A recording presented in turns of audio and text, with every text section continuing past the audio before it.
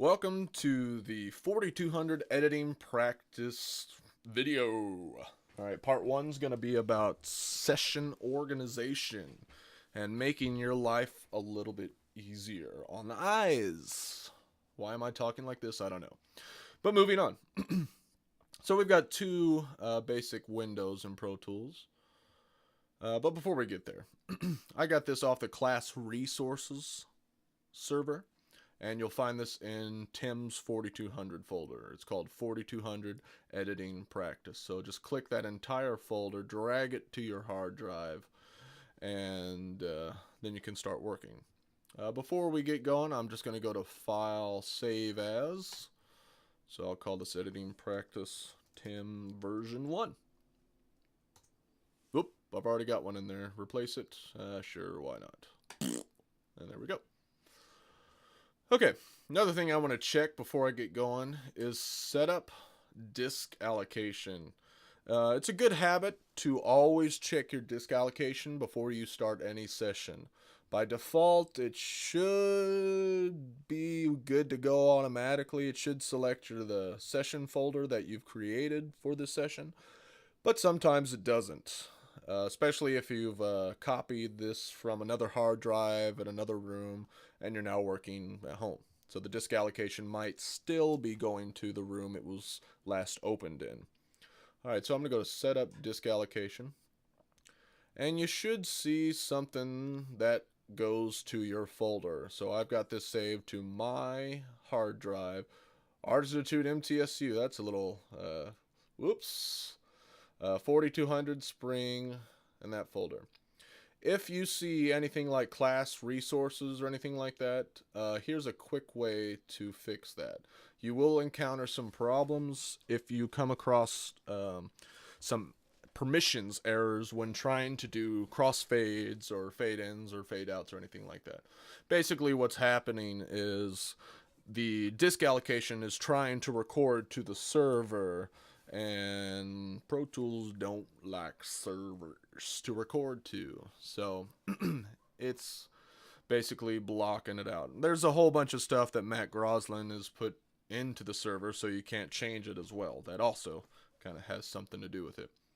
But I'm just going to hold Option and click, and that's all my tracks. So while holding Option, click and hold, and Pro Tools 9 has a little home icon that will by default select your session folder. That's what you want to hit if you're getting any kind of permissions errors or anything like that whenever you try to fade. Of course, I'm working from Pro Tools 8, so we do not see that here. But you can select a folder or have it go to any of the hard drives you've got connected. All right. So disk allocation is important because it's letting you know where your audio files are getting stored. You should always know where they're getting stored, because if you leave that room and take your hard drive, you want to make sure that the files are actually recording to your hard drive and not the local hard drive of whatever room you're working in. So you just change that there. All right, moving on. We've got two windows to work from, the Edit window and the Mix window. Toggle between the two by going to Window Mix or Command equals. So Command equals. Hooray, whoop-de-doo. Okay, so you'd be surprised how often I find sessions like this. A lot of times from students, but even in the real world, sometimes I'll find some engineers who like to work in little bitty tiny windows, and I don't know why. We've got all of this window space. Let's see if we can make it a little bit easier to work, because if I want to edit there, man, that's kind of not convenient. Alright, so I'm going to get rid of my regions bin. See you later. I'm also going to get rid of my tracks. A lot of people like to work from the regions bin, so you can always resize it to where it's a little bit smaller. But I only open it when I need it. And for this side, I can always put this on the Mix window. So I'll close it on the Edit window, Command equals, and leave it open on the Mix window. Maybe I'll resize it a little bit here. Okay. let's see what else we can do. This guy right here is our universe. It's basically a way to navigate quickly if you've got like a bazillion tracks that need to go down or across. You know, it's pretty easy to navigate that way. But since we don't have a lot, I'm not going to need it. Let's get rid of my tempo, 78 BPM. Okay, good to notice. I don't need to look at that. And I could probably get rid of some of this. So time code, let's get rid of that. I'm going to click right here under this little black chart. And I'm going to get rid of time code. Sometimes you might want to see the meter or what key you're playing in. But if you don't, it just takes up space. So I just hide what I don't use. You can make it however you want to do. Whoops. And you can make it however you like to work. This is just how I like to work. Okay, so this, and this are all taking up quite a bit of my edit space. I could be editing from here to here, but you can see I've only got here to here. So I'm going to click on this little white chart, click and hold. I'm going to make sure mic preamps are not checked. Instruments, because I'm not using either of those. Inserts A through E I'm going to leave. Inserts F through J, see you later. I got 5 plugins. That's enough for me. If you're putting more than 5 plugins on it, maybe you're putting too many plugins on it. But, you know, sometimes you need that. But anyways, moving on. I'm going to make sure track color, IO, sends, and inserts are viewable. The main reason I do this is so I can do the majority of the work I need to do from one window, so I don't have to keep toggling back and forth between the mix and the edit window. So if I need to change my input, I can click right here and change it to whatever. Change my output to whatever. Grab the volume if I need to turn something up or down. Grab the pan, left and right, and so on and so forth. So I don't have to keep going here or here to keep going back and forth. So that's redundant. You can also click this little fader icon if you want to have the same fader as the mixer. So you can bring that over here if you like. But go away. Okay. So as you can see, this is much easier to work with than trying to work in that little bitty window right here. Okay, so let's see what's going on. All right, let's go over to my mix window. Command equals guitar, shaker, bass, lead guitar, vox, count, drums. Well, that's not logical at all. So let's make that logical. But I guess we'll go ahead and do that first. Okay, so if you follow the NARAS Guidelines, they have some pretty good guidelines on how to put your DAW together. So look up that on Grammy, the producer and engineers wing.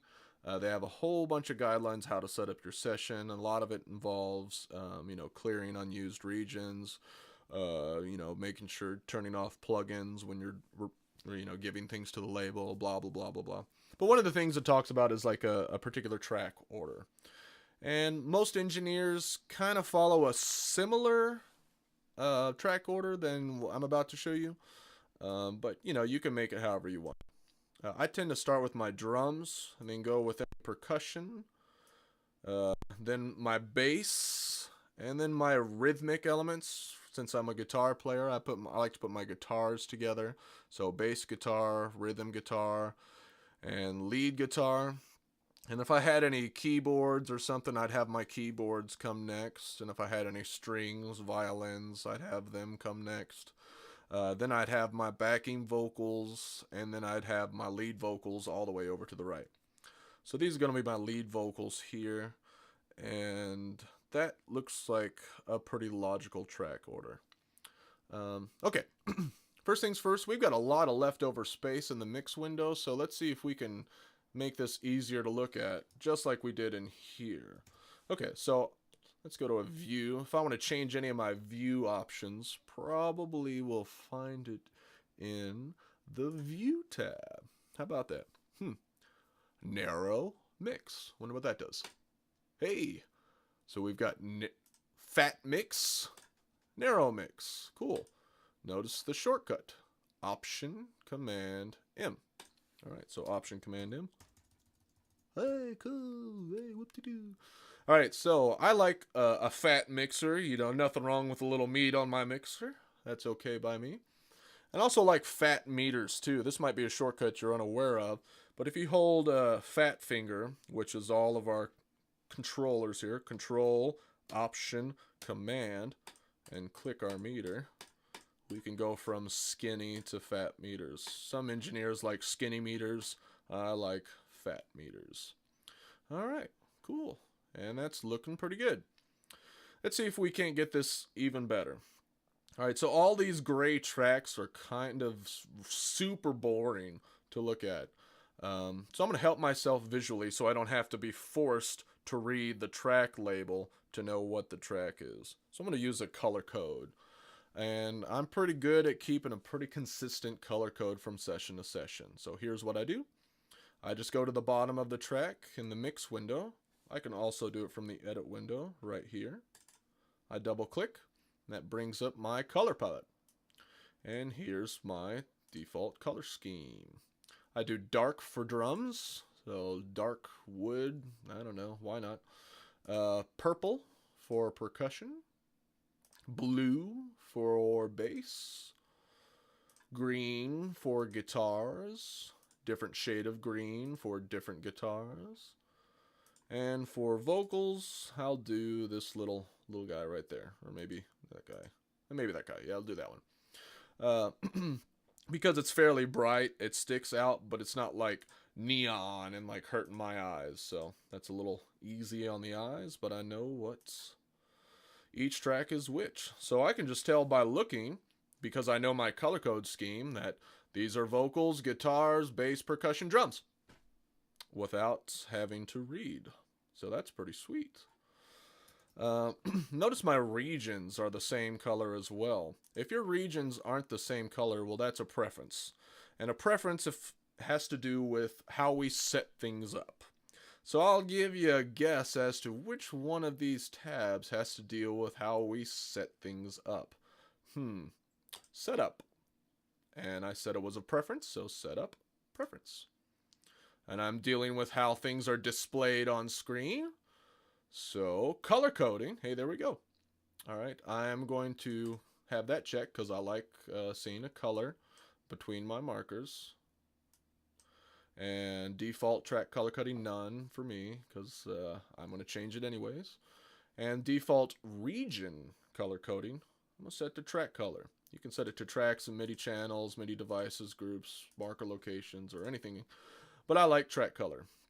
So I'm going to press OK or Enter. And sure enough, here we go. Notice what happens when it's not on track color. You get this little number. So we got blue and brown, green and purple, purple and blue. Yeah, so that doesn't really help me at all. So I'll go back, set up preferences, track color. Cool. All right, so I'm going to fit this all to view so I can highlight everything by double clicking.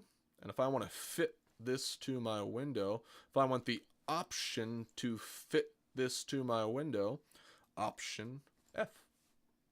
Yeah. Option F. Option F.